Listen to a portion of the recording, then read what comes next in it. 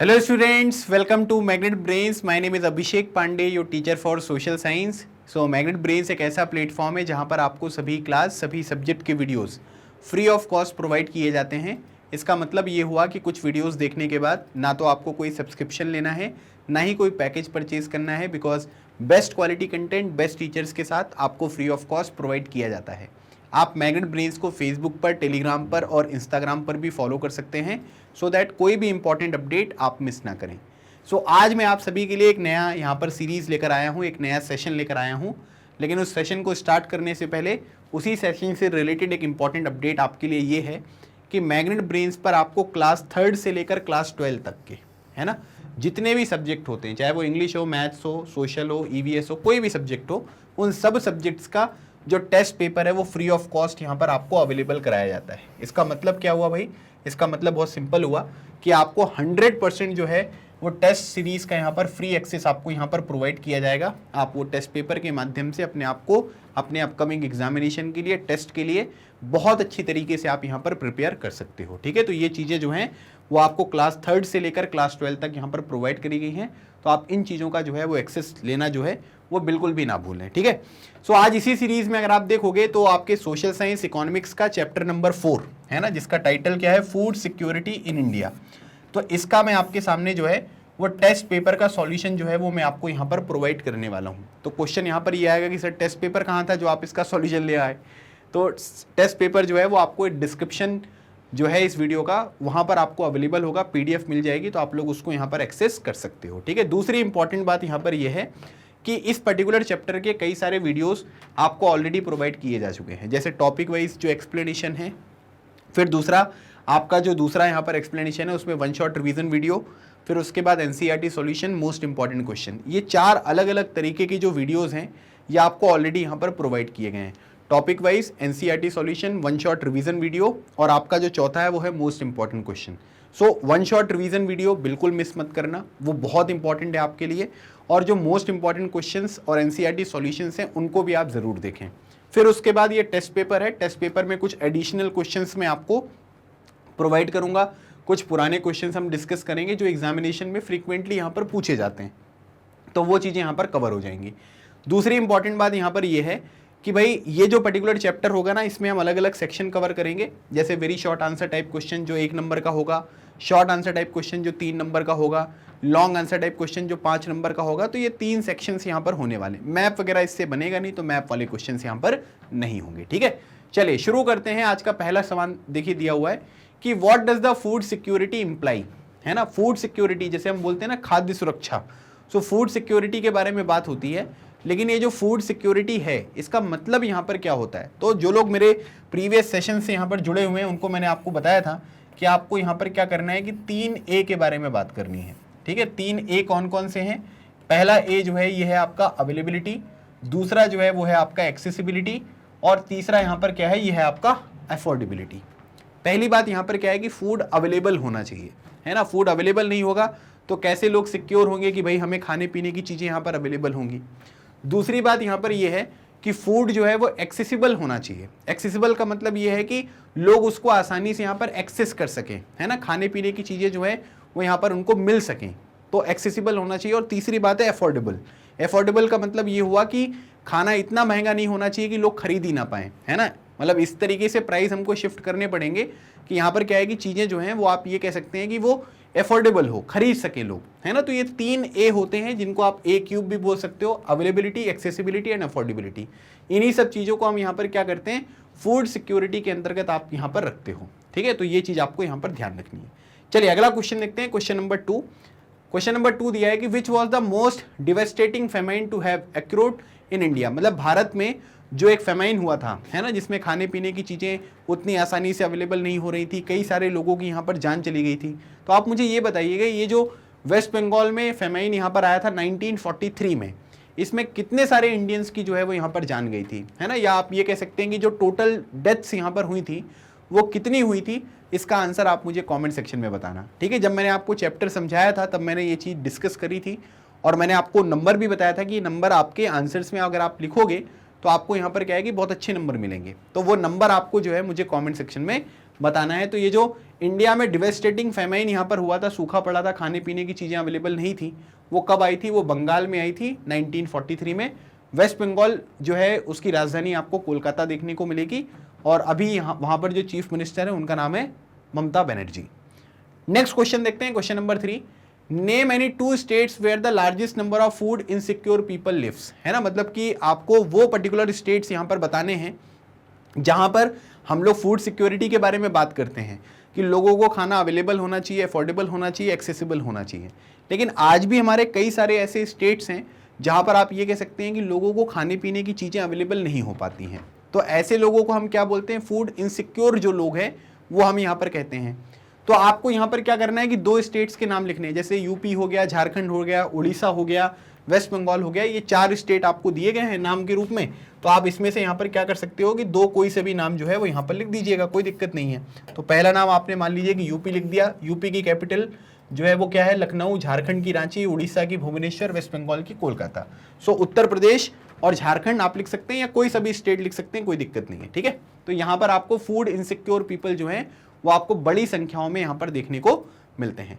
अगला क्वेश्चन देखिए, in which areas even today famine has caused starvation death, है ना, मतलब आप ये कह सकते हैं कि फेमाइन की वजह से, है ना, आप ये कह सकते हैं कि लोगों की भूख की वजह से लोगों की डेथ यहाँ पर आपको होती हुई दिखाई देती है।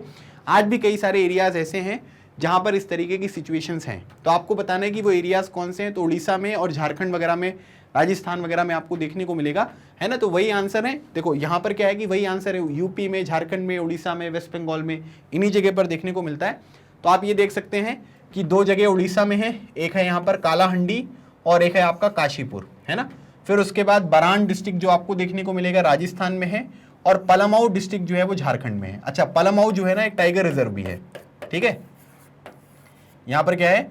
पलामाऊ जो है एक टाइगर रिजर्व भी आपको देखने को मिलेगा, ठीक है, जो कहाँ पर है? जो झारखंड में है, ठीक है। तो झारखंड में बहुत ज़्यादा टाइगर रिजर्व्स नहीं है, एक ही टाइगर रिजर्व है। तो पलामाऊ जो है वो झारखंड में देखने को मिलता है। सो कालाहंडी, काशीपुर उड़ीसा में हो गया, बरान डिस्ट्रिक्ट जो है वो राजस्थान में हो गया, और पलामाऊ डिस्ट्रिक्ट जो है वो आपको झारखंड में देखने को मिलेगा, जहाँ पर क्या हो रहा है कि फेमाइन की वजह से भी, भूख की वजह से भी लोगों की यहाँ पर क्या होती है? जान जाती हुई आपको दिखाई देती है। चलिए क्वेश्चन नंबर 5 देखिए, Which states achieve the highest rate of growth in food grain production during the green revolution, है ना। तो ग्रीन रिवॉल्यूशन जब यहाँ पर आया था, ग्रीन रिवॉल्यूशन क्या था भाई? ग्रीन रिवॉल्यूशन का मतलब ये था कि पहले क्या होता था कि भारत में जो फूड ग्रेन्स का प्रोडक्शन होता था वो उतने बड़े स्केल पर नहीं होता था, जिसकी वजह से दूसरी कंट्रीज़ के ऊपर हमारी डिपेंडेंसी थी कि भाई वो हमें यहाँ पर खाने के लिए चीज़ें भेजते थे, तब हम भारत में चीज़ों लोगों को यहाँ पर प्रोवाइड कर पाते थे। तो अब क्या हुआ कि जब 1960s में, जैसे आपने एक नाम सुना होगा, ठीक है, श्री MS स्वामीनाथन का, जिनको father of green revolution in India यहाँ पर कहा जाता है। तो उनके कंट्रीब्यूशन से हमने क्या किया कि हाई यील्ड वैरायटी वाले जो सीड्स हैं उनका यूज़ करना यहाँ पर स्टार्ट किया, इरिगेशन की फैसिलिटीज़ हमने एक्सटेंड करी, फर्टिलाइज़र जो आपके पेस्टिसाइड वगैरह होते हैं इनका प्रयोग करना स्टार्ट किया। तो ओवरऑल जो प्रोडक्शन है, स्पेशली वीट का और राइस का, इसमें आपको एक्सपोनेंशियल जो ग्रोथ है वो यहाँ पर देखने को मिली थी। लेकिन अब आपसे ये पूछा जा रहा है कि ये जो ग्रीन रिवॉल्यूशन था इसका इम्पैक्ट कहाँ पर आपको ज़्यादा देखने को मिला, है ना। तो इसका इम्पैक्ट जो है वो पंजाब में, हरियाणा में, वेस्टर्न यूपी में बहुत ज़्यादा इसका इम्पैक्ट यहाँ पर पड़ा था। और सबसे ज़्यादा जो प्रोडक्शन यहाँ पर इन्हेंस हुआ वो किसका हुआ? वीट का, गेहूं का जो प्रोडक्शन है वो यहाँ पर इंक्रीज हुआ था, ठीक है। तो ये चीज़ आपको ध्यान रखना है कि पंजाब, हरियाणा दोनों की राजधानी चंडीगढ़ है, चंडीगढ़ अपने आप में भी एक यूनियन टेरिटरी है, और यहाँ पर ग्रीन रिवॉल्यूशन का इम्पैक्ट जो है वो आपको सबसे ज़्यादा देखने को मिला, सबसे ज़्यादा ग्रोथ यहाँ पर हुई, ठीक है। चले क्वेश्चन नंबर 6 देखिए, पीडीएस का मतलब क्या होता है? पीडीएस का मतलब देखिए क्या होता है कि सरकार जो है वो गरीब व्यक्ति जो है उनको कुछ सब्सिडाइज प्राइस में, सब्सिडाइज प्राइस मतलब ये होता है कि चीज़ों की दाम में कमी करना, है ना। जैसे गवर्नमेंट ने क्या किया कि गवर्नमेंट ने डिसाइड किया कि हम सब्सिडी प्रोवाइड करेंगे। तो फॉर एग्जांपल अगर मान लीजिए कि 100 रुपए की कोई चीज़ है ना, अब 100 रुपए में यहाँ पर सरकार ने ये बोल दिया कि हम क्या करेंगे कि 30 रुपीज़ या 30% जो है वो सब्सिडी यहाँ पर प्रोवाइड करेंगे, ठीक है। अब 30% सब्सिडी का मतलब क्या हुआ? 30 रुपए, ठीक है। और यहाँ पर जो जनता है, जनता को ये चीज़ कितने की पड़ रही है? 70 रुपए की पड़ रही है ना। तो 100 रुपए की चीज़ थी, सब्सिडी कितने की पड़ी? 30 रुपए की। तो ये जो सब्सिडी यहाँ पर होता है गवर्नमेंट कम कर रहा है, या ये गवर्नमेंट सब्सिडी प्रोवाइड कर रहा है, आपके बिहाफ में सरकार ये पैसा जमा करेगी। तो जनता को कितने का पड़ रहा है? जनता को 70 रुपीज़ का पड़ रहा है। तो क्या होता है कि सरकार जो है वो इसी तरीके से जो अलग अलग फूड ग्रेन्स वगैरह होते हैं, खाने पीने की चीज़ें होती हैं, है ना, जैसे राइस हो गया, पल्सेस हो गई, केरोसिन हो गया, शुगर हो गया, वीट हो गया, ये सब चीज़ें कम दाम पर प्रोवाइड करती हैं। तो कम दाम पर जो चीज़ें प्रोवाइड की जाती हैं उनको किसी के थ्रू प्रोवाइड किया जाता है, उसको बोलते हैं public distribution shops.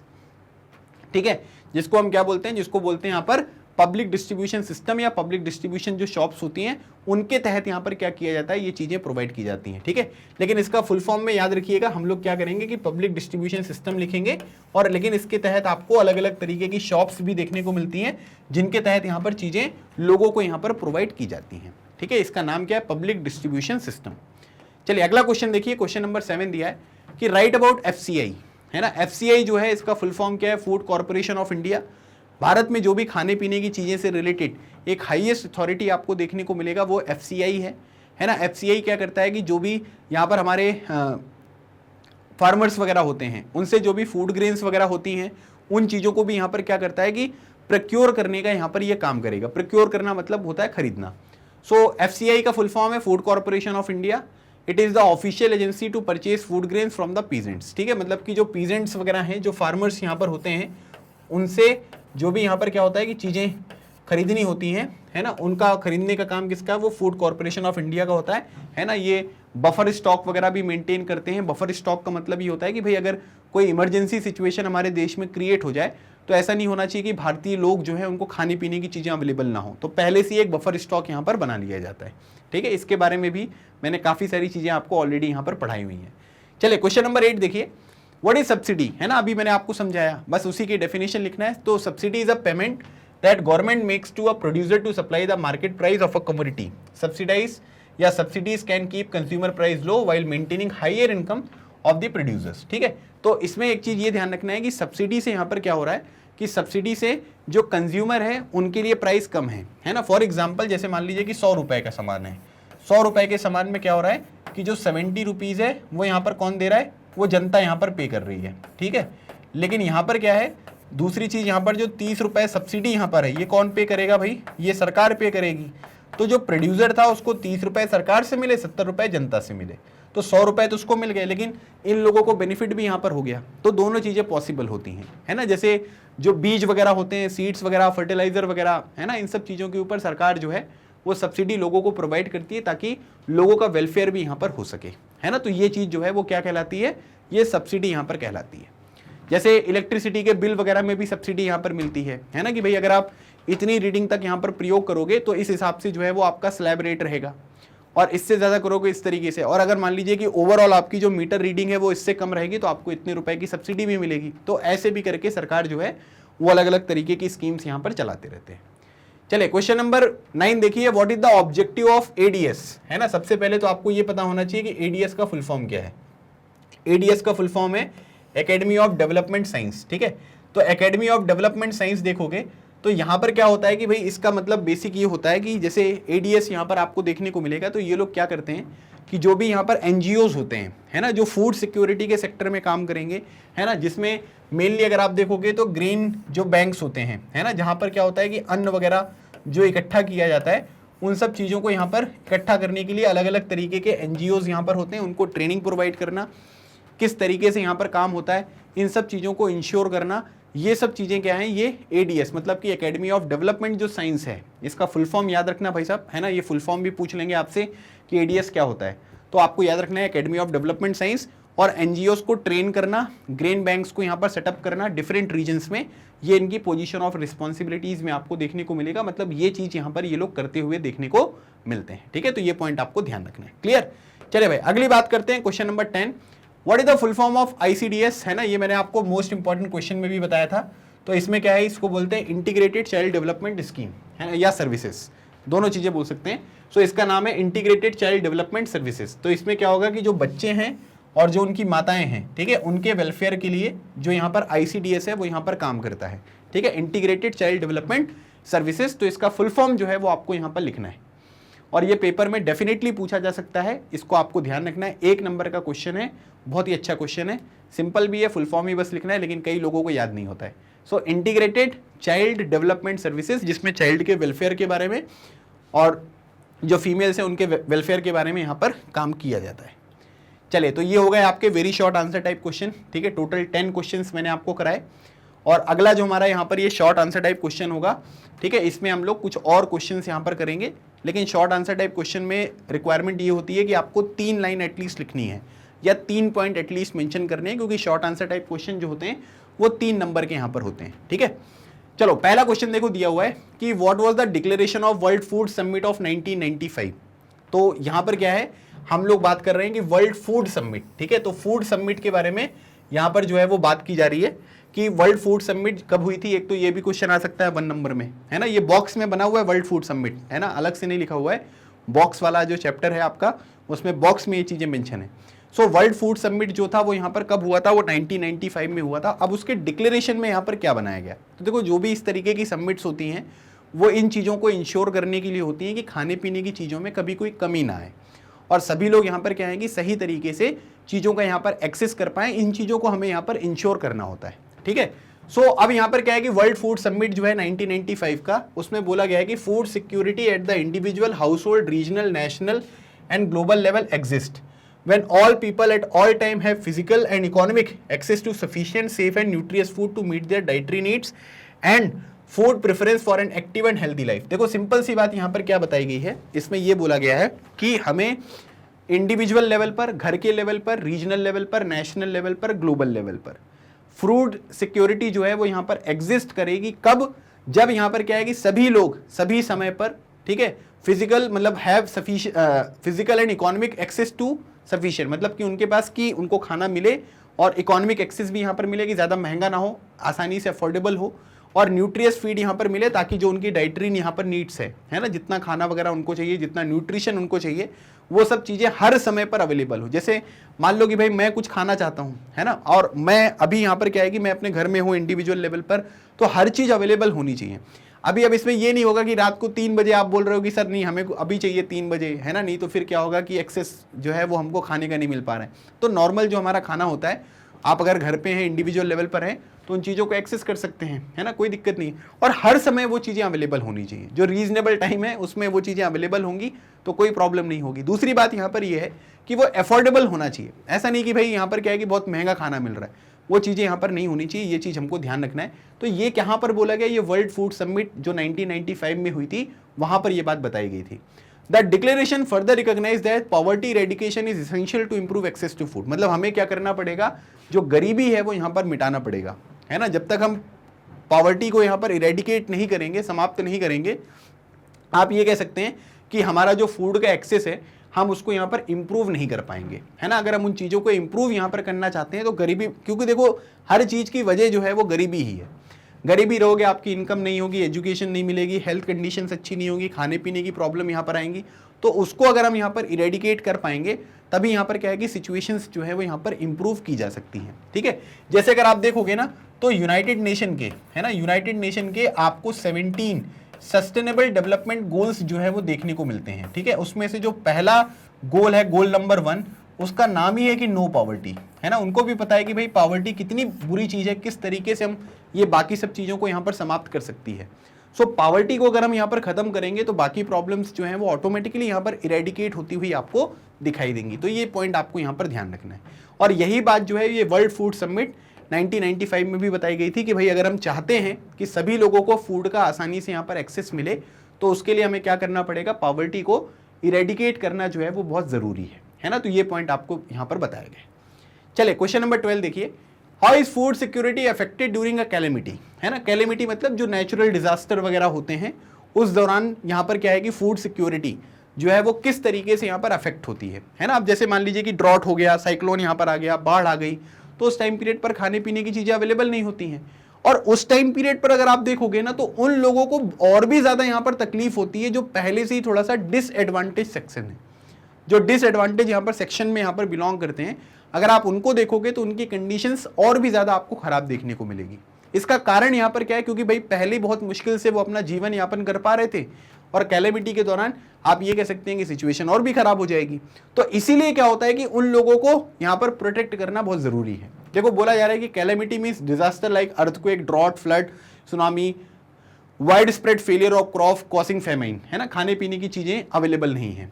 Due to the natural calamity से drought total production of food grains decrease, है ना। आप देखो यहाँ पर क्या हो रहा है यहाँ पर अगर आप देखोगे तो एक कैलामिटी वाली सिचुएशन आपको देखने को मिल रही है ना। अब कैलामिटी वाली सिचुएशन अगर आपको देखोगे तो इससे क्या होगा कि मान लीजिए कि जैसे प्रोडक्शन जो है वो यहाँ पर कम हो गया, ठीक है, प्रोडक्शन यहाँ पर कम हो गया, तो अब यहाँ पर क्या है, जब प्रोडक्शन कम होगा तो आप यहाँ पर ये कह सकते हैं कि डिमांड है और यहाँ पर ये मान लो कि सप्लाई है, ठीक है। तो अब यहाँ पर क्या है कि जब प्रोडक्शन कम हो गया तो सप्लाई भी जो है वो कम होगी, है ना, और डिमांड यहाँ पर क्या होगी, बढ़ेगी, है ना। डिमांड को आप नीचे लिख दो, ठीक है, सप्लाई ऊपर लिख दो, प्रोडक्शन कम तो सप्लाई कम, डिमांड ज्यादा, और डिमांड अगर ज्यादा होगी तो चीजों का प्राइस यहाँ पर क्या होगा, बढ़ेगा, और चीजों का प्राइस अगर यहाँ पर बढ़ेगा तो अफोर्डेबिलिटी खत्म होगी और लोग उसको आसानी से एक्सेस यहाँ पर नहीं कर पाएंगे, ठीक है। It creates a shortage of food in the affected areas, due to the shortage the price goes up, at the high prices some people can not afford to buy food, if such calamity happens in a very long time period it may cause a situation of starvation, लोगों को खाना नहीं मिलेगा, ठीक है, massive starvation might take turn of famine, ठीक है, और उसके बाद जब खाने पीने की चीजें अवेलेबल नहीं है तो उससे फेमाइन वगैरह की सिचुएशन जो है वो यहाँ पर क्रिएट हो सकती है। तो याद रखिएगा कैलेमिटी होगी तो यहाँ पर क्या है कि जो आपका टोटल यहाँ पर क्या होता है कि प्रोडक्शन होता है ना, कैलेमिटी के दौरान प्रोडक्शन कम होगा, प्रोडक्शन कम होगा तो आप सप्लाई नहीं कर पाओगे चीजों की, डिमांड बढ़ेगी, डिमांड बढ़ेगी तो प्राइस बढ़ेगा, है ना, प्राइस बढ़ेगा तो चीजें अफोर्डेबल नहीं होंगी, है ना, कुछ लोग उसको खरीद ही नहीं पाएंगे, फिर स्टारवेशन की प्रॉब्लम क्रिएट होगी, और स्टारवेशन जब बहुत टाइम तक यहाँ पर रहेगा तब आप कह सकते हैं कि फेमाइन की सिचुएशन क्रिएट होगी, जैसा 1943 में बंगाल में यहाँ पर क्रिएट हुआ था, ठीक है। चलो अगला क्वेश्चन देखते हैं, question number 13, explain the adverse impact upon supply of food grains during the disaster, right any 3 points, ठीक है, वही बात जो अभी हमने डिस्कस करी है कि जब डिजास्टर वाली बात यहाँ पर आएगी तो यहाँ पर क्या है कि सप्लाई चेन्स या सप्लाई ऑफ फूड ग्रेन्स के ऊपर क्या इंपैक्ट पड़ेगा, इसके ऊपर बात करनी है, ठीक है। सो अगर आप देखोगे तो यहाँ पर क्या है, पहला पॉइंट आप ये लिख सकते हो कि टोटल प्रोडक्शन जो है वो यहाँ पर कम हो जाएगा, है ना, और उसके बाद यहाँ पर क्या है कि शॉर्टेज आपको देखने को मिलेगी, है ना, चीजों की शॉर्टेज होगी, शॉर्टेज से जो प्राइजेस होंगे वो यहाँ पर आपको बढ़ते हुए दिखाई देंगे, है ना। फिर उसके बाद कैन नॉट अफोर्ड, मतलब चीजें जो है वो चीजों की अफोर्डेबिलिटी यहाँ पर कम हो जाएगी, फिर उसके बाद आप ये कह सकते हैं कि स्टारवेशन वाली प्रॉब्लम क्रिएट होगी और बाद में फिर फेमाइन भी यहाँ पर आपको क्रिएट होता हुआ दिखाई देगा। सो एडवर्स इंपैक्ट यहाँ पर ये पड़ेंगे, है ना, सिंपल सी बात है ना, पांचों पॉइंट आप इस तरीके से लिख सकते हो, है ना, कि क्या क्या होगा, टोटल प्रोडक्शन कम होगा, फिर उसके बाद शॉर्टेज यहाँ पर हो जाएगी, प्राइजेस जो है वो आपको बढ़ते हुए दिखाई देंगे, फिर अफोर्डेबिलिटी यहाँ पर कम हो जाएगी, लोग खाना खरीद नहीं पाएंगे, स्टारवेशन की प्रॉब्लम होगी which take a turn of famine also, है ना, अगर उसको हम सही समय पर नहीं सॉल्व कर पाए तो फेमाइन वाली सिचुएशन भी क्रिएट हो जाएगी, ठीक है। तो इस तरीके से क्वेश्चन नंबर 12 और 13 दोनों आपसे पूछे जा सकते हैं, कंटेंट लगभग सेम रहेगा लेकिन लिखने के तरीके जो है वो यहाँ पर आपको वेरी करने पड़ सकते हैं, ठीक है। चलो क्वेश्चन नंबर 14 देखो, why do we need food security. अब सिंपल सी बात है, अगर हम यहाँ पर क्या है कि हम फूड सिक्योर नहीं होंगे, खाने पीने की चीज़ें नहीं होंगी अवेलेबल, तो आप समझ लो कि कुछ नहीं होने वाला है फिर तो, है ना, खाने पीने की चीज़ें नहीं अवेलेबल होंगी तो फिर कैसे जीवन हमारा आगे बढ़ेगा। तो फूड सिक्योरिटी यहाँ पर क्यों आवश्यक है, तो यहाँ पर क्या होता है कि फूड सिक्योरिटी जो है वो क्या करता है कि फूड टू ऑल पीपल, है ना, यहाँ पर ये प्रोवाइड होगा, है ना, कि अगर फूड सिक्योरिटी किसी भी देश में किसी भी जगह पर आपको देखने को मिलती है तो उससे क्या हो रहा है कि लोगों को जो खाने की चीज़ें हैं वो यहाँ पर अवेलेबल होंगी।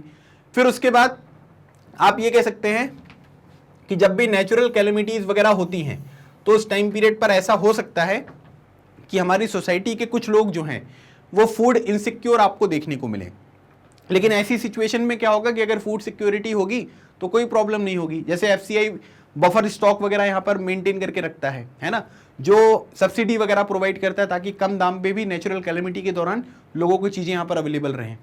During disasters food prices might rise and go beyond the reach of poor people, है ना, मतलब प्राइस बढ़ेंगे तो लोगों को यहाँ पर नहीं मिल पाएगा, लेकिन फूड सिक्योरिटी रहेगी, अफोर्डेबिलिटी, याद है ना 3A, availability, accessibility and affordability, तो अफोर्डेबल रहेगा तो दिक्कत नहीं होगी।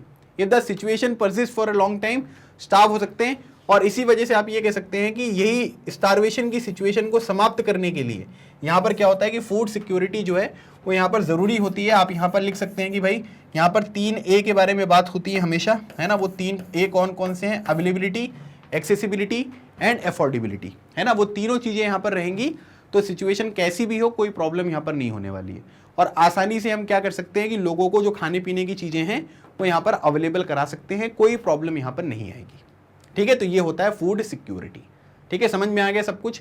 कोई भी डाउट अगर होता है तो कमेंट सेक्शन आप सबके लिए यहाँ पर बनाए गए हैं, है ना, तो उसको आपको ध्यान रखना है कि फूड सिक्योरिटी क्या है, किस तरीके से है ना, और कोई भी डाउट आता है तो कमेंट सेक्शन में पूछ लीजिएगा, मैं कमेंट सेक्शन में आपके क्वेश्चंस का जो आंसर है वो वहां पर दे दूंगा। वहां पर पॉसिबल नहीं होगा तो जहां पॉसिबल होगा अगली क्लास में, है ना, तो वहां पर मैं आपको चीजें बता दूंगा। चलिए क्वेश्चन नंबर 15 यहां पर बोला जा रहा है, can you explain the components of security system started by the government of India, है ना, मतलब आपको ये बताना है security system started by the government of India. अब इसमें एक चीज समझना है, क्योंकि हम ये फूड सिक्योरिटी के बारे में चैप्टर पढ़ रहे हैं ना, तो फूड सिक्योरिटी के बारे में बात हो रही है, ठीक है, ऑब्वियस सी बात है ना, जैसे यहां पर बोला गया ना components of security system started by the government of India, तो इसका मतलब हम फूड सिक्योरिटी के बारे में बात कर रहे हैं, क्योंकि ये फूड सिक्योरिटी के चैप्टर है। तो क्या क्या स्टार्ट किया है, तो जैसे फूड स्टॉक हो गए, सॉरी बफर स्टॉक हो गए, है ना, पब्लिक डिस्ट्रीब्यूशन सिस्टम यहाँ पर डेवलप किया गया है ना, काफी सारी चीजें जो है वो सरकार के द्वारा स्टार्ट करी गई, ताकि हम लोग यहाँ पर क्या कर सके कि जो फूड सिक्योरिटी यहाँ पर है उन चीजों को यहाँ पर हम मेंटेन कर सकें। तो बोला जा रहा है कि the availability of food grains at the country level has further been ensured with a carefully design food security system by the government. This system has two component, है ना, ये थोड़ा सा इंट्रोडक्शन वाला पार्ट हो गया कि भाई हमारे यहाँ पर फूड सिक्योरिटी है, लेकिन उन चीजों को और अच्छी तरीके से वैलिडेट करने के लिए, इंप्लीमेंट करने के लिए हमारे देश में अगर आप देखोगे तो क्या है कि फूड सिक्योरिटी सिस्टम आपको देखने को मिलेगा जो सरकार ने यहाँ पर डिजाइन किया है, जिसमें दो यहाँ पर कंपोनेंट, एक है बफर स्टॉक, एक है public distribution system. Buffer stock का मतलब क्या होता है कि कुछ चीजें ऐसी हों जिनको हम यहाँ पर क्या करें, स्टोर करके रखें, पहले से स्टोर करके रख लिया, है ना, जैसे कोई पार्टी वगैरह होती है तो हम लोग क्या करते हैं, चीजों को स्टोर करके रख लेते हैं पहले से, है ना, कि ये चीजें जो है वो वहां पर काम आएंगी, तो वो बफर स्टॉक होता है। पब्लिक डिस्ट्रीब्यूशन सिस्टम में सब्सिडीज में क्या करोगे, आप गरीब व्यक्तियों को जो है वो अनाज वगैरह यहाँ पर प्रोवाइड करोगे। So buffer stock is the stock of food grains namely wheat and rice procured by the government through Food corporation of India. अभी बताया था कि एफसीआई क्या करता है, सरकार के बिहाफ में जो चीजें हैं वो यहाँ पर परचेज करेगा। FCI purchases wheat and rice from the farmers in state where there is a surplus production, जहां पर चीजों का प्रोडक्शन ज्यादा होता है, सरकार वहीं से जो है वो क्या करेगी, चीजों को प्रोक्योर करेगी, और फिर उसके बाद ग्रेनरीज वगैरह में स्टोर होते हैं, जहां पर इसको बफर स्टॉक बोला जाता है। Public distribution system, the food procured by the FCI is distributed through government regulated ration shop among the poor section of the society, जिसको पब्लिक डिस्ट्रीब्यूशन सिस्टम बोलते हैं। अब जो आपने ये स्टोर वगैरह किया है उनको आप क्या करोगे, सरकार के माध्यम से जो भी यहाँ पर राशन शॉप वगैरह होती है वहां पे उसके थ्रू जो है वो गरीबों को वो चीजें प्रोवाइड करोगे जहां पर रेट वगैरह कम होता है। तो उससे आप ये कह सकते हैं कि ये बफर स्टॉक और जो पब्लिक डिस्ट्रीब्यूशन सिस्टम होता है वो हेल्प करता है कि आप यहाँ पर क्या करो कि सरकार ने जो है वो चीजों को और अच्छी तरीके से इंप्रूव करने के लिए, है ना, फूड सिक्योरिटी को थोड़ा और अच्छी तरीके से एग्जीक्यूट करने के लिए इस तरीके के जो कॉम्पोनेंट्स है वो यहाँ पर चलाए हैं, जिसमें आपको बफर स्टॉक के बारे में लिखना है, जिसमें आपको पब्लिक डिस्ट्रीब्यूशन सिस्टम के बारे में लिखना है। क्वेश्चन नंबर 16 देखिए, why are some states are more prone to hunger, है ना, कुछ स्टेट्स ऐसे हैं जहां पर क्या है कि भुखमरी आपको बहुत ज्यादा देखने को मिलती है, इसका रीजन यहाँ पर क्या है, ठीक है। तो आप यहाँ पर ये कह सकते हैं कि जैसे आप ये देखोगे तो यहाँ पर क्या है कि पॉपुलेशन आपको ज्यादा देखने को मिलेगी, है ना, मतलब आप ये कह सकते हैं कि people are disproportional large in some parts of the country, है ना, मतलब वहां पर ओवरऑल जो पॉपुलेशन है वो थोड़ी ज्यादा है। फिर उसके बाद इकोनॉमिकली जो है वो बैकवर्ड है। इकोनॉमिकली बैकवर्ड का मतलब ये है कि मतलब जो लोगों की पर कैपिटा इनकम होती है, जितना वो पैसा वगैरह कमाते हैं ना, उसकी वैल्यू बहुत ज्यादा नहीं है ना, तो जिससे क्या है कि खाने पीने की चीजें वो एक्सेस नहीं कर पाते हैं। फिर उसके बाद क्या है कि पावर्टी आपको बहुत ज्यादा देखने को मिलेगी, है ना, ये ट्राइबल और रिमोट एरियाज हैं जो बाकी की दुनिया से यहाँ पर बिल्कुल अलग थलग आपको देखने को मिलेंगे, जैसे बिहार, झारखंड, उड़ीसा, छत्तीसगढ़, ये सब कुछ स्टेट्स हैं जहां पर क्या होता है कि आपको हंगर वाली सिचुएशन ज्यादा देखने को मिलेगी। देखो हंगर के पीछे रीजन है, पहली बात यहाँ पर उनके पास इनकम नहीं है, दूसरी बात है ना पावर्टी आपको देखने को मिलेगी, तीसरी बात यहाँ पर क्या है कि वो बिल्कुल अलग थलग है, प्रोडक्शन वगैरह उतना ज्यादा यहाँ पर नहीं होता, पॉपुलेशन बहुत ज्यादा है। तो इन सब रीजंस की वजह से अगर आप देखोगे तो आप ये कह सकते हैं कि कुछ जो स्टेट्स हैं वो ज्यादा प्रोन आपको देखने को मिलेंगे, किसके, हंगर के, मतलब वहां पर क्या है कि भुखमरी के जो चांसेस यहाँ पर होते हैं वो आपको ज्यादा देखने को मिलते हैं, ठीक है। तो ये पॉइंट आपको यहाँ पर ध्यान रखना है। आई होप ये क्वेश्चन नंबर 16 आपको अच्छी तरीके से समझ में आ गया होगा। चलिए अगला क्वेश्चन देखते हैं, क्वेश्चन नंबर 17। क्वेश्चन नंबर 17 ये कह रहा है कि explain the 3 different cards of ration cards, ठीक है, मतलब राशन कार्ड भी 3 तरीके के अलग अलग होते हैं, उन तीनों के बारे में बताना है। तो एक हो गया अंत्योदय कार्ड, एक हो गया बिलो पॉवर्टी लाइन कार्ड और एक हो गया अबो पॉवर्टी लाइन कार्ड, ठीक है। सो अंत्योदय कार्ड यहाँ पर क्या होता है कि मतलब जो गरीब लोग होते हैं ना, उन गरीबों में से भी जो सबसे ज़्यादा गरीब होते हैं, ठीक है, समझ रहे हो आप। जैसे यहाँ पर क्या हुआ कि मतलब गरीब लोग हैं और गरीब लोगों में से भी सबसे ज़्यादा जो गरीब लोग हैं उनको अंत्योदय कार्ड दिया जाता है। फिर बिलो पॉवर्टी लाइन का मतलब आप ये कह सकते हैं ये उन लोगों के लिए होता है जो बिलो द पॉवर्टी लाइन होते हैं, जो गरीबी रेखा यहाँ पर होती है ना, उस गरीबी रेखा के नीचे जो लोग आपको देखने को मिलते हैं उनको ये दिया जाता है, ठीक है। और अबोव पॉवर्टी लाइन मतलब जो लोग यहाँ पर क्या होते हैं कि ये कार्ड उन लोगों के लिए होता है जो यहाँ पर क्या है कि इनकी फैसिलिटीज़ यहाँ पर लेना चाहते हैं, तो वो लोग भी यहाँ पर ले सकते हैं, कोई दिक्कत नहीं है, ठीक है। लेकिन लोगों को मतलब यहाँ पर क्या है कि लेना अच्छा नहीं लगता, उनको लगता है कि मार्केट से चीज़ें हम यहाँ पर लेंगे तो ज़्यादा सही रहेगा। तो ये ध्यान रखना है कि अंत्योदय कार्ड जो होता है ना, वो गरीबी रेखा के जो लोग नीचे हैं उनमें से भी जो सबसे ज़्यादा गरीब होते हैं ना, उनको अंत्योदय कार्ड दिया जाता है। बाकी below poverty line card, above poverty line card तो सिमिलर है ना, उसमें कोई दिक्कत नहीं होगी, उसको आप आसानी से याद रख सकते हो। चलो, तो बफर स्टॉक के ऊपर आपको जो है वो क्या करना है कि एक शॉर्ट नोट लिखना है। तो शॉर्ट नोट जो है वो आपको ऑलरेडी अभी मैंने यहाँ पर बताया था। बफर स्टॉक के ऊपर क्या लिख सकते हैं, से it is the stock of food grains namely wheat and rice procured by the government through Food corporation of India, है ना। इसमें क्या होता है कि जो भी स्टेट्स हैं, है ना, उन स्टेट से क्या करेंगे, कौन से स्टेट होंगे जहां पर सरप्लस प्रोडक्शन होगा। सरप्लस प्रोडक्शन का मतलब ये होता है कि जहां पर खेती वगैरह बहुत अच्छी होती है और बहुत ज़्यादा प्रोडक्शन आपको देखने को मिलता है ना, मतलब ज़रूरत से ज़्यादा यहाँ पर हो गया, तो ज़रूरत से ज़्यादा होगा तो क्या करेंगे, उन चीज़ों को बेच देंगे। वो तो सरकार क्या करती है, फूड कॉर्पोरेशन ऑफ इंडिया के माध्यम से उन चीज़ों को प्रोक्योर कर लेती है। कौन से प्राइस पर, जिसको हम बोलते हैं एमएसपी, मिनिमम सपोर्ट प्राइस, ठीक है, चैप्टर में मैंने आपको पढ़ाया था। तो वहाँ से वो खरीद लेंगे। फिर उसके बाद यहाँ पर क्या है कि बोला जा रहा है कि rice from the farmers in state where there is surplus production the farmers are paid a pre announce price for their crops, ठीक है। मतलब कि ये लोग क्या करते हैं कि जो सरकार होती है ना, वो हर क्रॉप के लिए पहले से ही जो है एक प्राइस यहाँ पर अनाउंस कर देती है, जिसको हम यहाँ पर प्री अनाउंस जो है वो प्राइस कहते हैं, जिसको एमएसपी कहते हैं कि भाई एमएसपी जो है वो अनाउंस कर दिया गया, मिनिमम सपोर्ट प्राइस, और इस प्राइस पे जो है वो सरकार किसानों से जो भी अन्न है उसको यहाँ पर प्रोक्योर करेगी, ठीक है। The buffer stock helps to resolve the problem of shortage of food, ठीक है, during the adverse weather condition और during the period of calamity. कभी मान लीजिए कि एडवर्स यहाँ पर वेदर कंडीशंस हो गई, खेती वगैरह अच्छे से नहीं हो पाया या कोई नेचुरल डिजास्टर यहाँ पर आ गया, तो उस टाइम पीरियड पर बफर स्टॉक में अगर चीज़ें अवेलेबल होती हैं तो हम लोग क्या कर पाते हैं कि भाई उनको उन जगह पर पहुंचा देंगे जहां पर उसकी ज़रूरत है। कई बार क्या होता है कि कुछ एरियाज़ में डेफिसिट जो है वो आपको देखने को मिलेगा, मतलब उतने बड़े स्केल पर जो है वो प्रोडक्शन यहाँ पर नहीं होता है, जिसकी वजह से भी प्रॉब्लम यहाँ पर होती है।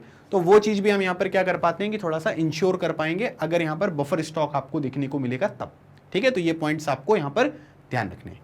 चलिए अगली बात करते हैं, question number 19, explain the different mall practices done by the PDS dealers, ठीक है, जो पब्लिक डिस्ट्रीब्यूशन सिस्टम वाले डीलर्स होते हैं, है ना, जो यहाँ पर क्या करते हैं कि अलग अलग तरीके से जो गरीब लोग हैं उनको यहाँ पर अनाज वगैरह प्रोवाइड करते हैं, ठीक है। तो उसमें यहाँ पर कौन कौन सी माल प्रैक्टिसेस जो हैं वो यहाँ पर की जाती हैं। जैसे आज ही मैं न्यूज़पेपर में पढ़ के आया हूँ कि वहाँ पर ये लिखा हुआ है कि जो शॉप्स होती हैं, जो राशन शॉप्स वगैरह होती हैं ना, वो समय पर ओपन नहीं होती हैं, और जिसकी वजह से यहाँ पर क्या है कि लोगों को वो अनाज वगैरह जो मिलना चाहिए वो नहीं मिल पाता है। आज ही पेपर में यहाँ पर आया है।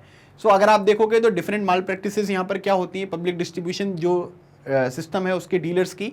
सो यहाँ पर क्या होता है कि वो लोग क्या करते हैं कि जो गरीबों को अनाज मिलना चाहिए ना वो नहीं प्रोवाइड करते। वो लोग क्या करते हैं कि इसको ओपन मार्केट में बेचते हैं। ओपन मार्केट में अगर इसको बेचेंगे तो इनको यहाँ पर क्या होगा कि बेटर मार्जिन मिलेगा, ज़्यादा प्रॉफिट यहाँ पर होगा, है ना। अब गरीब व्यक्तियों को अगर यहाँ पर प्रोवाइड किया जाएगा तो होगा नहीं। Selling poor quality grain side ration shop, है ना, मतलब कि जो यहाँ पर क्या होता है कि जो अच्छी क्वालिटी वाला चीज़ें यहाँ पर मिलनी चाहिए राशन शॉप्स में, ठीक है, उनको ये लोग क्या करते हैं, ये लोग जो है वो ओपन मार्केट में बेच देते हैं। क्या मतलब हुआ भाई, इसका मतलब समझाओ सर।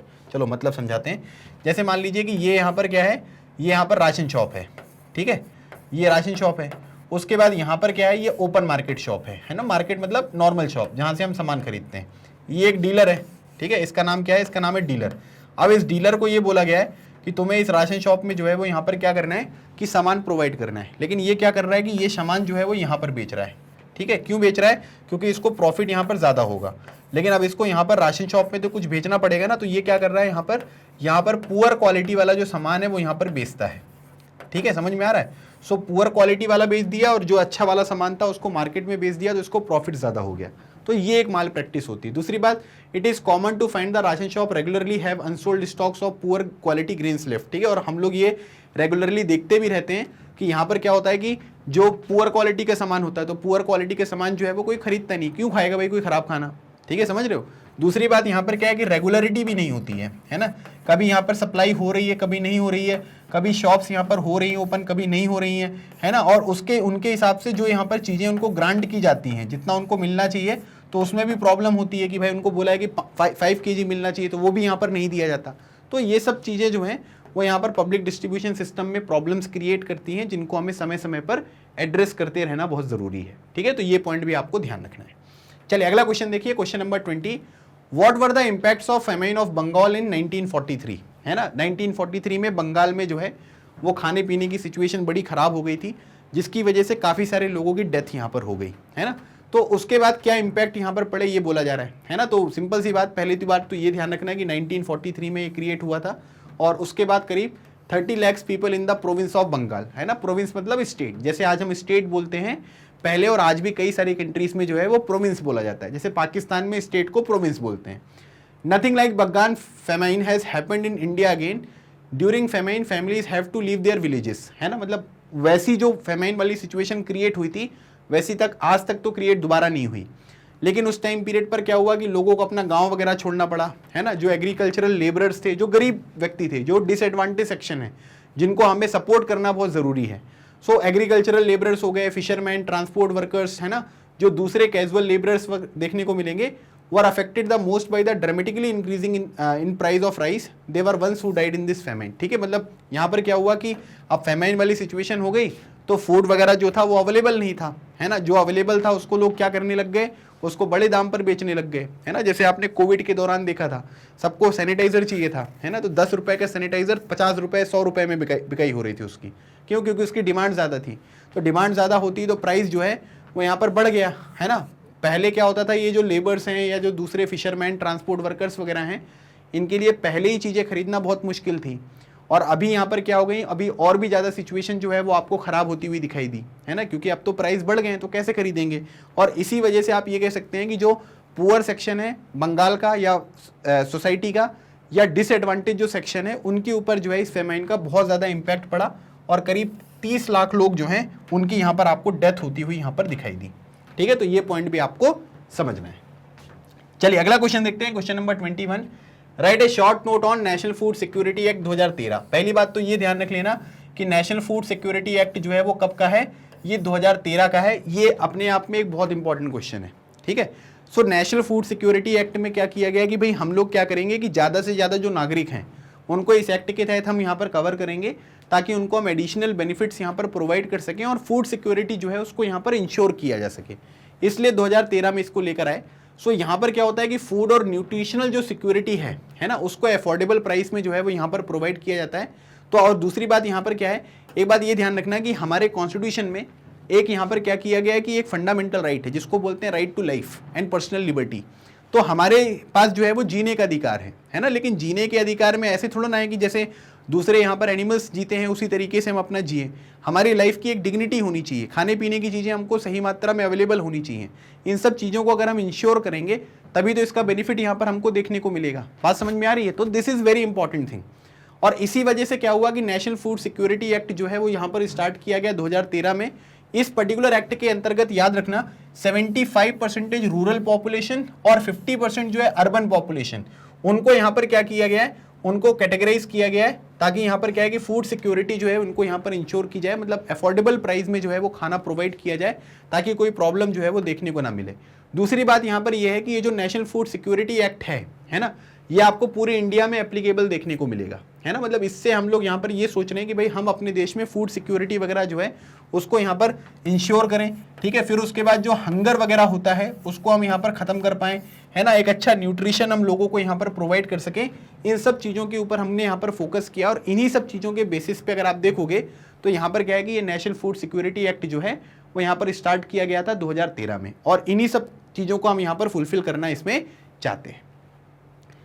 अगला क्वेश्चन देखते हैं, क्वेश्चन नंबर 22। ये अंत्योदय अन्न योजना है ना, AAY है ना, ये सब स्कीम्स जो हैं वो चैप्टर में लिखी हुई हैं। और मैंने अगर आप देखा होगा वन शॉट रिवीजन वीडियो, तो उसमें मैंने ये सब चीज़ें आपको एक्सप्लेन भी करी हुई हैं, है ना, कि भाई आपने जो है वो कैसे यहाँ पर इन चीज़ों को पढ़ना है, समझना है। आप मुझे ये बताओ कॉमेंट सेक्शन में कि आप में से कितने लोग हैं, ठीक है, जो यहाँ पर क्या है कि इस पर्टिकुलर चैप्टर का, फूड सिक्योरिटी वाला जो चैप्टर है आपका, चैप्टर नंबर 4, उसका वन शॉट रिवीजन वीडियो देख चुके हैं। आप में से जितने लोगों ने भी यहाँ पर उस चीज़ को देखा है, आप लोग मुझे कमेंट सेक्शन में जो है वो यहाँ पर थम्स अप करेंगे, ठीक है, कि मैं समझ जाऊंगा कि आपने वीडियोस यहाँ पर देखे हैं। सो AAY जो है इसका फुल फॉर्म है अंत्योदय अन्न योजना। इसको दिसंबर 2000 में लॉन्च किया गया था। एक डायरेक्टली MCQ भी पूछा जा सकता है, वन लाइनर भी पूछा जा सकता है। कि अंत्योदय अन्न योजना कब लॉन्च किया गया था, 2000 में लॉन्च किया गया था। तो इसमें यहाँ पर क्या होता है कि 1 crore of the poorest among the BPL families covered under the targeted public distribution system were identified. मतलब इसमें क्या बोला गया कि जैसे अलग अलग तरीके की स्कीम्स होती हैं, है ना, तो उनका इंप्लीमेंटेशन करना होता है। तो कई बार क्या है कि इंप्लीमेंटेशन करने के दौरान हमको ये पता चलता है कि कुछ लोगों को और भी ज्यादा यहाँ पर बेनिफिट्स की आवश्यकता है। तो हमने क्या किया कि करीब जो बिलो पॉवर्टी लाइन के अंतर्गत आपको देखने को मिलते थे, उनमें से 1 करोड़ लोगों को हमने आइडेंटिफाई यहाँ पर किया कि भाई इनको थोड़ा सा हमको एडिशनल जो यहाँ पर चीजें हैं वो प्रोवाइड करने की आवश्यकता है, मतलब एडिशनल चीजें हम यहाँ पर प्रोवाइड करेंगे। Poor families were identified by the respective state rural departments through the below poverty line सर्वे। मतलब जो भी यहाँ पर सर्वे वगैरह कंडक्ट किया गया था उसके बेसिस पे स्टेट गवर्नमेंट का जो रूरल डिपार्टमेंट है ना, उसने यहाँ पर इस तरीके की डिटेल्स इनको प्रोवाइड की। और उसके बाद यहाँ पर याद रखिएगा कि 25 kilogram of food grains were made available to the each eligible family at highly subsidise rate of ₹2 per kilogram और wheat and 3 kilogram for rice. मतलब इसमें 1 करोड़ लोगों को जो आइडेंटिफाई किया गया है, इसमें हम क्या करेंगे, इसमें जो टारगेटेड पब्लिक डिस्ट्रीब्यूशन सिस्टम है ना, मतलब इन लोगों के ऊपर हमको स्पेशली जो है वो यहाँ पर फोकस करना है।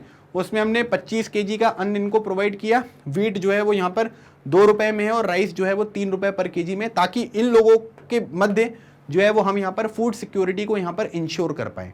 तो ये सब बेनिफिट्स यहाँ पर बताए गए थे और ये एक छोटा सा नोट है अंत्योदय अन्न योजना के ऊपर। इसके ऊपर आप डायरेक्टली यहाँ पर ये शॉर्ट नोट जो है वो लिख सकते हो, ये आपके एग्जामिनेशन के लिए इंपॉर्टेंट है और इस तरीके के जो क्वेश्चंस हैं वो आपके एग्जामिनेशन में डायरेक्टली यहाँ पर पूछे जा सकते हैं। बाकी कमेंट सेक्शन में कोई भी डाउट अगर आपके मन में मेरे साथ डिस्कशन के दौरान, ये वीडियो को देखने के दौरान कुछ भी अगर आए, कोई भी चीज़ अगर आपकी पढ़ाई से रिलेटेड है और आपको लगता है कि आपको मुझसे पूछना चाहिए, तो आप बेहिचक उन चीज़ों को यहाँ पर मेंशन करो। मैं अपने वीडियोस के जो भी कमेंट सेक्शन है उनको देखता रहता हूँ। कोई भी अगर इंपॉर्टेंट चीज़ मुझे लगेगी तो मैं डेफिनेटली वहीं आंसर देने की कोशिश करूँगा। नहीं पॉसिबल होगा तो अगले सेशन में मैं डेफिनेटली उस चीज़ को यहाँ पर आपको ज़रूर बता दूंगा। ठीक है, तो इस तरीके से आई होप जितने भी ये 22 क्वेश्चन अभी तक मैंने डिस्कस किए ये आपको एकदम क्रिस्टल क्लियर हो गए होंगे। चलिए तो अगला क्वेश्चन देखते हैं, क्वेश्चन नंबर 22। आई होप आपको समझ में आ गया होगा। किसी भी तरीके का कोई भी डाउट यहाँ पर होता है तो आप कमेंट सेक्शन में मेंशन कर सकते हो। मैं बार बार ये चीज़ रिपीट करता हूँ ताकि आपके कोई भी डाउट्स जो हैं वो यहाँ पर अनरिजॉल्व आपको देखने को ना मिले, सब चीज़ें आपको एकदम क्रिस्टल क्लियर पता चल जाए। क्वेश्चन नंबर 23 देखिए, दिया हुआ डिफाइन एमएसपी, है ना। एमएसपी को आपको क्या करना है, डिफाइन करना है और ये शॉर्ट आंसर टाइप क्वेश्चन है, मतलब कि 3 नंबर के हिसाब से इस क्वेश्चन का आंसर आपको देना है। देखो बेसिकली होता क्या है कि जब यहाँ पर आपकी जो भी आपकी क्रॉप्स वगैरह होती हैं उनको हार्वेस्ट कर लिया जाता है, मतलब उनकी कटाई वगैरह हो जाती है और जो भी प्रोसीजर होती है उनको आप कंप्लीट कर लेते हो, तो जिन भी स्टेट्स में जो बड़े बड़े फार्मर्स यहाँ पर होते हैं, ठीक है, उनके पास सरप्लस प्रोडक्शन होता है, मतलब प्रोडक्शन आपको ज़्यादा होता हुआ देखने को मिलता है। तो वो लोग क्या करते हैं कि वो पर्टिकुलर जो अनाज उन्होंने पैदा किया है ना, उसको सरकार को बेच देते हैं। सरकार के बिहाफ में वो पर्टिकुलर जो अनाज होता है, क्रॉप्स होती है, इसको यहाँ पर कौन खरीदता है, वो खरीदने की रिस्पॉन्सिबिलिटी होती है फूड कॉरपोरेशन ऑफ इंडिया की। तो क्या होता है कि जब भी यहाँ पर सोइंग का सीजन होता है, मतलब कि जब वो फसल लगाई जाती है उससे पहले क्या होता है कि सरकार उस पर्टिकुलर फसल के लिए एक प्राइस यहाँ पर डिसाइड कर देता है कि भाई हम आपका, जैसे जब आपका हार्वेस्टिंग यहाँ पर कंप्लीट हो जाएगा तो उसके बाद क्या करेंगे कि इस पर्टिकुलर प्राइस पर हम आपके द्वारा जो प्रोड्यूस यहाँ पर क्रॉप्स हैं उनको यहाँ पर परचेज कर लेंगे। तो इससे क्या होता है कि इससे एक मोटिवेशन भी मिलता है फार्मर्स को कि भाई हमारा जो सामान है वो इतने दाम में यहाँ पर अगले साल जो है वो बिक जाएगा और इससे हमको यहाँ पर बेनिफिट होगा। तो वो अपना बेस्ट यहाँ पर ट्राई करते हैं कि हमारा जो भी टोटल प्रोडक्शन यहाँ पर होने वाला है वो अच्छी तरीके से हम यहाँ पर मैनेज कर पाएँ। ठीक है, ये इनका एक प्रॉपर जो है वो एक सीक्वेंस होता है, एक प्रोसीजर होता है जो ये फॉलो करते हैं। अब सरकार के द्वारा जो भी यहाँ पर प्राइस डिसाइड किया जाता है उसे हम क्या बोलते हैं, उसे बोलते हैं एमएसपी।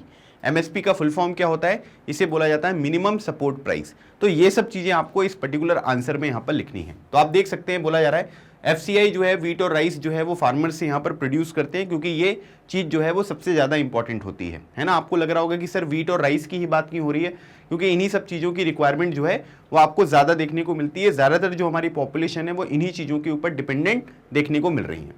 दूसरी बात, the farmers are paid a pre announce price for their crops. पहले से ही एक जो प्राइस है वो यहाँ पर अनाउंस कर दिया जाता है और उसके अकॉर्डिंग क्या होता है कि फार्मर्स को जो भी प्राइस होता है वो यहाँ पर पे किया जाता है और इसी को हम क्या बोलते हैं, इसी को हम मिनिमम सपोर्ट प्राइस कहते हैं। एमएसपी का फुल फॉर्म याद रखिएगा, 1 नंबर के क्वेश्चन में भी डायरेक्टली आपसे पूछा जा सकता है, तो इसका फुल फॉर्म भी पता होना चाहिए।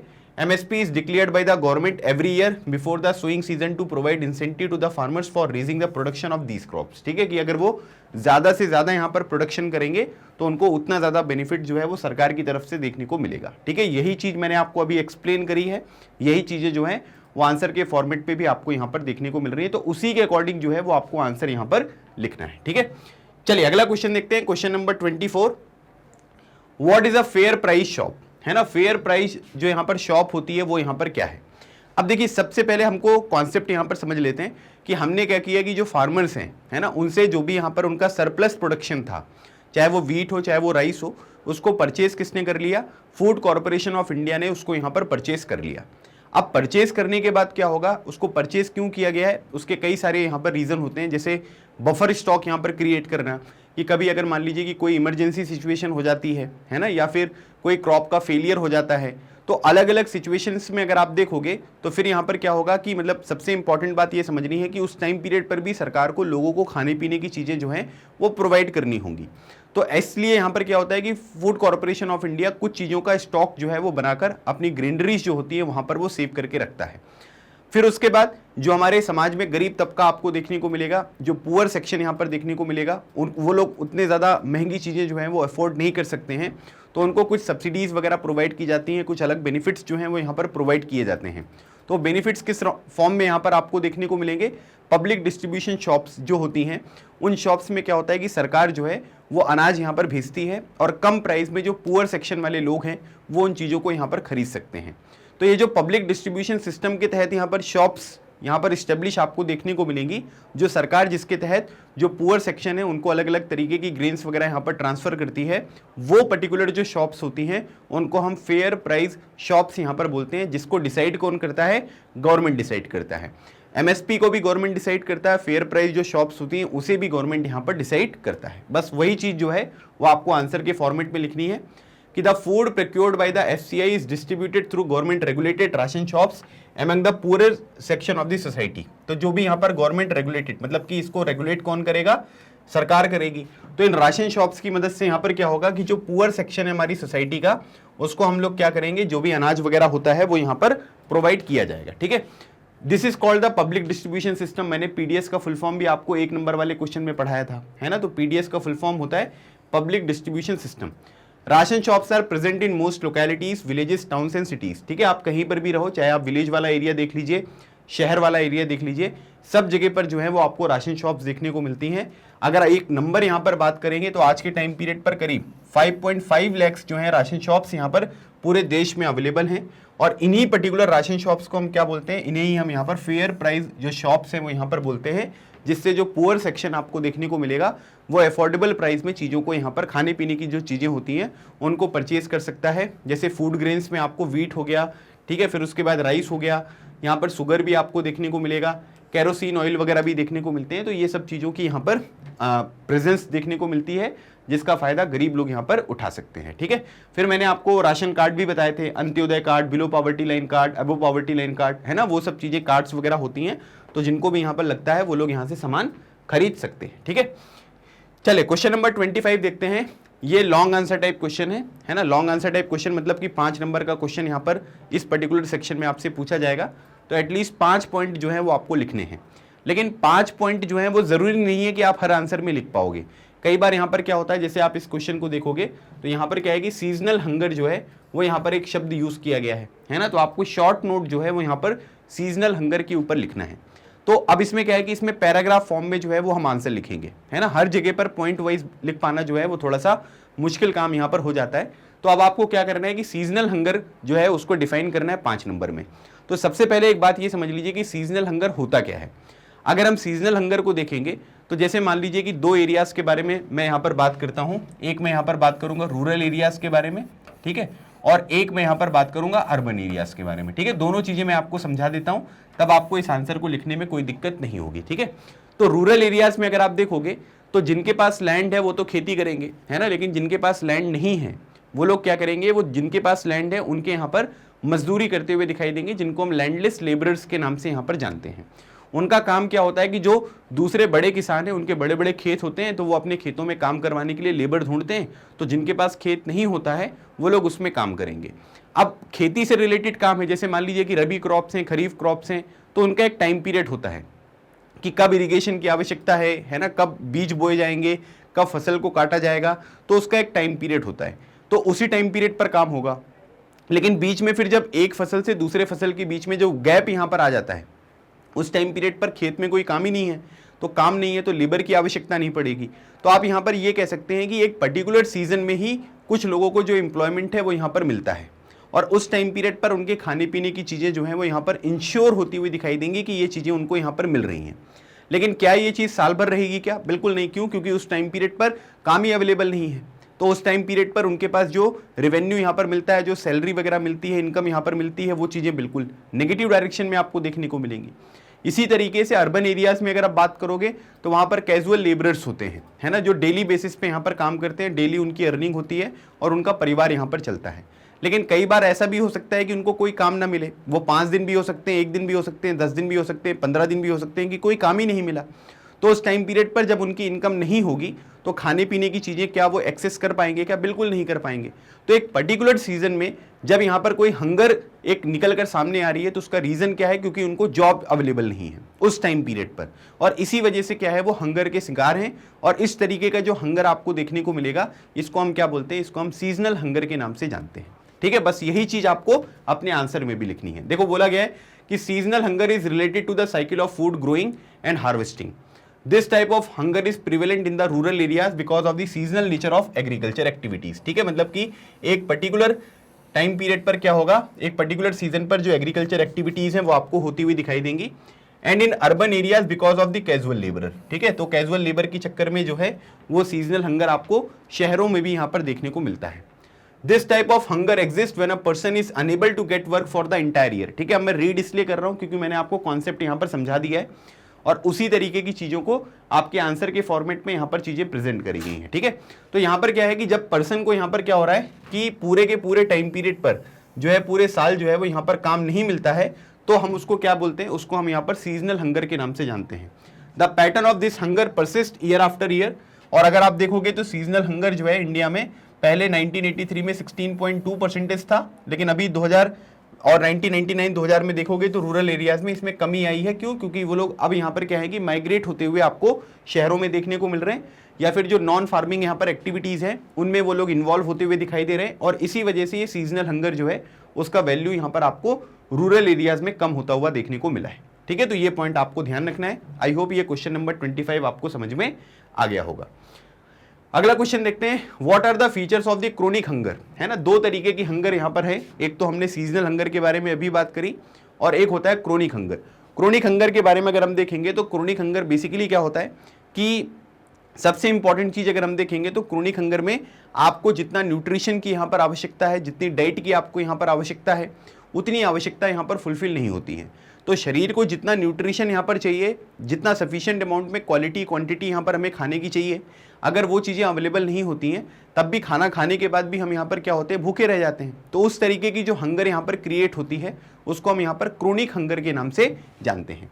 तो बोला जा रहा है, देखो, chronic hunger is consequence of diets persistently इनएडिक्वेट in terms of quantity और क्वालिटी। है ना, सिंपल सी बात है कि अगर आप एक लंबे समय से, है ना, जो यहाँ पर क्या है कि जिस प्रॉपर क्वालिटी का खाना या डाइट आपको मिलनी चाहिए, जिस प्रॉपर क्वांटिटी में आपको खाना मिलना चाहिए, वो चीज़ें अवेलेबल नहीं होती हैं, तो जिस तरीके का हंगर यहाँ पर उत्पन्न होता है उसको हम क्या बोलते हैं, उसको क्रोनिक हंगर के नाम से जानते हैं। तो बेसिकली यहाँ पर जो भी डाइट है आपकी, उसकी क्वालिटी और क्वांटिटी के ऊपर जो है इसकी डिपेंडेंसी आपको देखने को मिल रही है। Poor people suffer from chronic hunger because of their very low income and in turn inability to buy food even for survival. ठीक है, जो गरीब व्यक्ति होते हैं उनकी इनकम कम होती है और इसी वजह से यहाँ पर क्या होता है, काम चलाऊ तरीके से वो यहाँ पर खाना खा पाते हैं, क्योंकि उतनी इनकम नहीं होती है कि वो उतना ज़्यादा चीज़ें यहाँ पर परचेज कर पाएँ, है ना। और इस वजह से इस तरीके की हंगर के शिकार जो यहाँ पर गरीब व्यक्ति होते हैं वो यहाँ पर आपको देखने को मिलते हैं। This is mostly seen in the rural areas. ठीक है, रूरल एरियाज में आपको ज़्यादा देखने को मिलेगी, क्योंकि वहाँ पर क्या है कि इनकम के रेगुलर सोर्सेज जो है वो यहाँ पर अवेलेबल नहीं है, कंटिन्यूस सोर्सेज यहाँ पर अवेलेबल नहीं होते हैं। It occurs when people lack the opportunity to earn enough money to be educated and gain skills to meet their basic needs. This hunger continue for long and leads to death. अगर आप इसी तरीके से यहाँ पर situation चलती रहेगी तो आप यहाँ पर ये कह सकते हैं, जब सफिशिएंट अमाउंट में क्वालिटी और क्वांटिटी वाला डाइट आप यहाँ पर एक्सेस नहीं कर पाओगे और इस तरीके से लंबा यहाँ पर चलता रहेगा तो आपकी भूख के मारे जो है वो डेथ भी हो सकती है। ठीक है, अगर आप देखोगे तो रूरल एरियाज में और अर्बन एरियाज में अगर हम देखेंगे तो यहाँ पर क्या है कि क्रोनिक हंगर जो है वो डिक्लाइन हुआ है ना। अगर आप रूरल एरियाज में देखोगे तो 0.7% और अर्बन एरियाज में देखोगे तो 0.3% जो है ये रिस्पेक्टिवली आपको डिक्लाइन होता हुआ यहाँ पर देखने को मिला है। ठीक है, तो ये पॉइंट आपको ध्यान रखना है। ये हो गया आपका क्वेश्चन नंबर 26। तो इसमें मैंने आपसे क्या बात कर ली भाई कि कौन से अलग अलग तरीके के हंगर होते हैं, सीजनल हंगर क्या होता है, क्रोनिक हंगर क्या होता है। 5 नंबर में ये क्वेश्चन यहाँ पर आ सकता है, तो इस तरीके से ये चीजें आप यहाँ पर लिख सकते हो। समझा कर लिखना पड़ेगा ताकि जो आपके यहाँ पर कॉपी चेक करने वाले एग्जामिनर हैं उनको ये पता चल जाए कि आपको इसके बारे में कंप्लीट इन्फॉर्मेशन जो है वो यहाँ पर पता है। ठीक है, तो वो मैंने आपको एक आइडिया दे दिया कि किस तरीके से इस क्वेश्चन को यहाँ पर प्रिपेयर करके लिखा जा सकता है। चलिए क्वेश्चन नंबर 27 देखिए, ये एक स्टेटमेंट दिया गया है, इसको आपको एक्सप्लेन करना है। तो यहां पर देखोगे क्वेश्चन में बोला गया है कि the cooperatives are also playing an important role in food security in the south western part of India, है ना। South western part of India में जो कोऑपरेटिव्स होते हैं, ठीक है, उनका यहां पर क्या है कि बहुत इंपॉर्टेंट रोल है फूड सिक्योरिटी को इंश्योर करने में। इस चीज को आपको एक्सप्लेन करना है। सबसे पहले हमें यह पता होना चाहिए कि कोऑपरेटिव्स होते क्या हैं। देखो, कोऑपरेटिव्स कुछ लोगों का ग्रुप होता है जिनका मोटिव सेम होता है, जिनका एम सेम होता है, और उन सभी लोगों ने एग्रीमेंट यहाँ पर दिखाया है कि हम लोग साथ में काम करेंगे और उसके बाद जो भी प्रॉफिट वगैरह होगा उसको हम लोग क्या करेंगे, एक दूसरे के साथ यहाँ पर शेयर करेंगे, जिसका जितना कॉन्ट्रीब्यूशन होगा उसके बेसिस पर। तो ये एग्रीमेंट है। जैसे सोशलिज्म में हमने पढ़ा था ना, रशियन रिवॉल्यूशन में, तो यही कॉन्सेप्ट यहाँ पर था। तो उसी तरीके से ये कोऑपरेटिव्स जो हैं वो काम करते हुए दिखाई देते हैं। अब कई सारे कोऑपरेटिव्स अगर आप देखोगे तो वो लोग क्या कर रहे हैं कि फूड सिक्योरिटी वगैरह जो है उसको भी यहाँ पर इंश्योर करते हुए दिखाई दे रहे हैं। तो वो चीजें कैसे पॉसिबल है वो इस आंसर में आपको लिखना है। So cooperatives are playing a very important role in food security in India, especially in the southern and western parts of the country. ठीक है, साउथ वेस्टर्न जो पार्ट्स हैं वहां पर आप देखोगे तो वहां पर क्या है कि बहुत ज्यादा इंपॉर्टेंट रोल कोऑपरेटिव्स का देखने को मिल रहा है।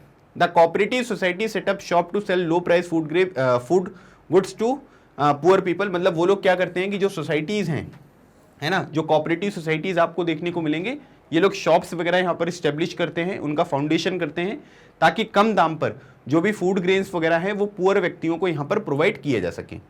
For example, out of all fair price shops running in Tamil Nadu around 94% are being run by cooperatives. मतलब तमिलनाडु का एग्जाम्पल आप इस क्वेश्चन में जरूर दीजिएगा, क्योंकि यहाँ पर क्या बोला जा रहा है कि जितनी भी यहाँ पर फूड वाली यहाँ पर शॉप्स आपको देखने को मिलेंगी, है ना, जो फेयर प्राइस शॉप्स हैं, मतलब फेयर प्राइस शॉप्स का मतलब क्या हुआ कि जो राशन शॉप्स यहाँ पर होती हैं उसमें से 94% जो हैं वो कोऑपरेटिव्स के द्वारा यहाँ पर रन की जाती हैं, है ना। मतलब उनका एस्टेब्लिशमेंट जो है वो कोऑपरेटिव्स के माध्यम से किया गया है और कोऑपरेटिव्स का जो रोल है वो यहाँ पर आपको इस पर्टिकुलर सेक्शन में ज़्यादा देखने को मिलता है। फिर उसके बाद अगर आप देखोगे तो अमूल जो है ना, अमूल का नाम आपने सभी ने सुना होगा, है ना। अमूल दूध पीता है इंडिया, तो बस वही वाली बात है। ये मिल्क और जो इनके मिल्क प्रोडक्ट वगैरह होते हैं, तो गुजरात बेस्ड ये कोऑपरेटिव आपको देखने को मिलेगा जो सेम फील्ड पे यहाँ पर काम करता हुआ आपको दिखाई दे रहा है। फिर उसके बाद it has brought about the white revolution in the country. So white revolution का जो कनेक्शन है वो किसके साथ है, ये मिल्क जो प्रोडक्शन है उसके साथ देखने को मिलेगा, या डेयरी प्रोडक्ट जो होते हैं उनके साथ आपको व्हाइट रिवॉल्यूशन का कनेक्शन देखने को मिलता है। पीजे कुरियन जो हैं वो यहाँ पर क्या है कि आप ये कह सकते हैं कि व्हाइट रिवॉल्यूशन के फादर हैं। ठीक है, जैसे एम एस स्वामीनाथन जी ग्रीन रिवॉल्यूशन के फादर हैं, तो उसी तरीके से पीजे कुरियन साहब का जो नाम है वो व्हाइट रिवॉल्यूशन में आपको देखने को मिलता है। Sugar cooperative mills are also running successfully in the southern part of India, है ना। तो शुगर कोऑपरेटिव मिल्स वगैरह भी यहाँ पर हैं। तो उससे क्या होता है कि उससे जो कोऑपरेटिव्स हैं उनका बेसिक पर्पस ये होता है कि भाई जो गरीब व्यक्ति हैं उनको कम दाम पर चीज़ें यहाँ पर अवेलेबल कराई जाए जो उनके डेली यूज़ में यहाँ पर काम आ सकती हैं। तो ऐसी बहुत सारी कोऑपरेटिव्स के द्वारा बहुत सारी अलग अलग तरीके की शॉप्स चल रही हैं जिससे जो गरीब लोग हैं उनको यहाँ पर बेनिफिट आपको मिलता हुआ दिखाई दे रहा है। ठीक है, और स्पेशली तमिलनाडु में अगर आप देखोगे तो ये पर्टिकुलर चीज़ जो है वो बड़े स्केल पर रन होती हुई आपको देखने को मिलती है। चलिए अगला क्वेश्चन देखते हैं। What are the criticism faced by the PDS in India, है ना। जो पब्लिक डिस्ट्रीब्यूशन सिस्टम है ये सही तरीके से काम नहीं करता। कई बार लोग इसको यहाँ पर क्या करते हैं कि क्रिटिसाइज करते हैं, है ना, कि इसमें जो प्रॉब्लम्स हैं वो निकल कर सामने आ रही हैं। तो वो जो क्रिटिसिज्म इनके द्वारा यहाँ पर फेस किया जाता है वो क्रिटिसिज्म क्या है ना, मतलब किस बेसिस पे जो है इनको क्रिटिसाइज किया जाता है, ये चीज आपको बतानी है। सो सिंपल सी बात अगर आप देखोगे तो यहाँ पर क्या होता है कि ये एक चीज है, ठीक है, जो क्या करते हैं कि जैसे आपके यहाँ पर सप्लायर्स वगैरह होते हैं, है ना, तो वो क्या करते हैं कि जो चीजें कहाँ पर पहुंचनी चाहिए, जो राशन शॉप होती हैं या फेयर प्राइस जो शॉप्स होती हैं वहां पर पहुंचनी चाहिए। उन चीज़ों को क्या करते हैं कि ये नॉर्मल मार्केट में बेच देते हैं। जब ये नॉर्मल मार्केट में बेचेंगे तो इनको अच्छा खासा प्राइस यहाँ पर मिल जाता है। फिर उसके बाद क्या करते हैं कि ये जो पीडीएस होते हैं, है ना, मतलब कि जो ये राशन शॉप्स आपको देखने को मिलती हैं, वहां पर क्या होता है कि ये पुअर क्वालिटी की जो ग्रेन्स है वो यहाँ पर सेल करते हैं, है ना, जिसकी वजह से लोग यहाँ पर क्या करते हैं कि उन सामान को खरीदते नहीं है। तो काफी बार आप देखोगे तो जो राशन शॉप्स वगैरह होता है उनका जो मटेरियल होता है, जो भी प्रोडक्ट वगैरह होते हैं वो बचे रह जाते हैं। दे open there shops irregularly without considering the problems of poor people, है ना, मतलब यहाँ पर क्या है कि इनकी जो शॉप्स वगैरह है वो रेगुलर बेसिस पे आपको ओपन होती हुई दिखाई नहीं देती हैं, है ना, उनका जो टाइमिंग होना चाहिए, है ना, कभी भी बंद कर देते हैं, है ना, उनको कितना सामान मिलना चाहिए उसका भी कोई सफिशिएंट अमाउंट नहीं है, उनके हिसाब से यहाँ पर ये सामान देते हैं। उनको बोला गया है कि 5 kg आपको देना है तो वो 2 kg दे रहे हैं, 3 kg दे रहे हैं, तो ये सब भी प्रॉब्लम्स आपको देखने को मिलती हैं। Ration shops regularly have unsold stock of poor quality grains left. When ration shops are unable to sell a massive stock of food grains piles up in the Food Corporation of India, तो इसी वजह से यहाँ पर क्या होता है कि जब आप पुअर क्वालिटी के ग्रेन्स वगैरह यहाँ पर प्रोवाइड करोगे, है ना, तो लोग उसको खरीदेंगे नहीं, तो ऑब्वियसली बहुत सारा स्टॉक जो रहेगा वो यहाँ पर बचा रहेगा। फिर उसके बाद FCI godowns are overflowing with the grains, ठीक है। अब इसके बाद क्या होता है कि जब सामान वगैरह बिकते नहीं है तो इसकी वजह से क्या होता है कि FCI में जो यहाँ पर बफर स्टॉक आपने क्रिएट किया हुआ है, जो चीज़ें है ना इकट्ठा करके रखी हैं वो सब खराब होती हैं, है ना, मतलब आप ये कह सकते हैं कि चूहे वगैरह जो अलग तरीके के इंसेक्ट वगैरह होते हैं वो लोग भी यहाँ पर खाते हैं, है ना, या फिर आप ये कह सकते हैं कि जो अनाज होता है वो सड़ जाता है। So there is a very little difference between the prices of goods sold at the ration shops and at the shops of market, ठीक है। और दूसरी बात यहाँ पर यह है कि जो राशन शॉप्स यहाँ पर होती हैं वहां पर जिस तरीके से, है ना, जो प्राइस यहाँ पर ग्रेन्स का दिया जाता है, अगर हम नॉर्मल मार्केट में जाएंगे तो उनमें बहुत ज़्यादा वेरिएशन होता नहीं है। तो लोग ये सोचते हैं कि राशन शॉप में लाइन पे जाकर खड़े होने से क्या फ़ायदा, है ना, इससे अच्छा है कि ओपन मार्केट से जो है वो सामान खरीद लो, एटलीस्ट उसकी क्वालिटी भी यहाँ पर अच्छी होगी, क्योंकि राशन शॉप में क्या है कि क्वालिटी भी आपको अच्छी देखने को नहीं मिल रही। तो इसी तरीके से इस बेसिस पे जो है वो पीडीएस सिस्टम को जो है वो यहाँ पर क्रिटिसाइज किया जाता है कि भाई ये सब चीज़ें जो हैं वो यहाँ पर गलत होती हैं और इनको सुधारने की यहाँ पर बहुत आवश्यकता है। तभी हम क्या कर पाएंगे कि ज़्यादा से ज़्यादा जो लोग हैं उनको यहाँ पर बेनिफिट पहुँचा पाएंगे, ठीक है। तो ये थे टोटल हमारे 28 क्वेश्चंस जो मैंने इस टेस्ट पेपर में आपके साथ डिस्कस किए, जिसमें आपके वेरी शॉर्ट आंसर क्वेश्चन हो गए, शॉर्ट आंसर क्वेश्चन हो गए, लॉन्ग आंसर क्वेश्चन हो गए, वो डिस्कस किए। तो अगर आप देखोगे ना तो ज़्यादातर हमने चैप्टर से रिलेटेड जितने भी टॉपिक्स यहाँ पर हो सकते हैं, है ना, हमारे वेरी इंपॉर्टेंट क्वेश्चन की सीरीज़ में और ये टेस्ट पेपर की सीरीज़ में वो सब चीज़ें हमने यहाँ पर कवर कर ली हैं। और थ्योरी में मैंने आपको सब चीज़ें पढ़ाई हुई हैं, एनसीईआरटी सॉल्यूशन आपके पास अवेलेबल है। तो आप वन शॉट रिवीजन वीडियो देखकर इन क्वेश्चंस को सॉल्व करके इस पर्टिकुलर चैप्टर को बहुत आसानी से आप यहाँ पर कवर कर सकते हो, ठीक है। तो ये चीज़ आपको यहाँ पर ध्यान रखनी है।